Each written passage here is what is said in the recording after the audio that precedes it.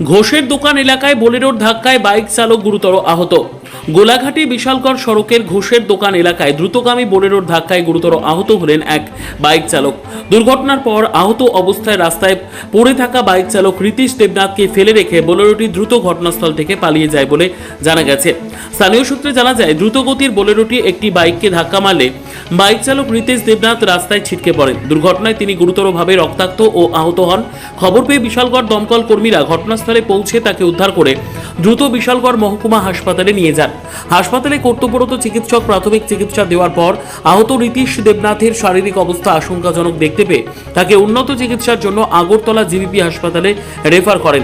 এদিকে দুর্ঘটনার পর পালিয়ে যাওয়া বোলেরো গাড়িটিকে আটক করতে ইতিমধ্যেই তৎপর হয়েছে টাকারজলা থানার পুলিশ। গাড়িটির সন্ধানে বিভিন্ন এলাকায় নজরদারি চালানোর পাশাপাশি ঘটনার তদন্ত শুরু করেছে পুলিশ। আমাদের বিশালগড় ফায়ার স্টেশনের স্পেশাল কোনো খবর আছে যে ঘুষের দোকান সিপাহীজলা সেখানে একটা অ্যাক্সিডেন্ট হয়েছে। তো খবর সঙ্গে সঙ্গে আমরা ছুটে গেলাম, গিয়ে দেখলাম যে লোকাল ফান্ড লোক এসে একটা বোলেরো গাড়ি নাকি একটা বাইকের বাড়ি দিয়ে গেছে।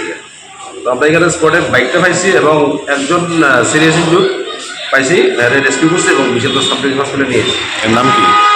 নাম হলো রীতিশ দেবনাথ। নিয়ে আসো।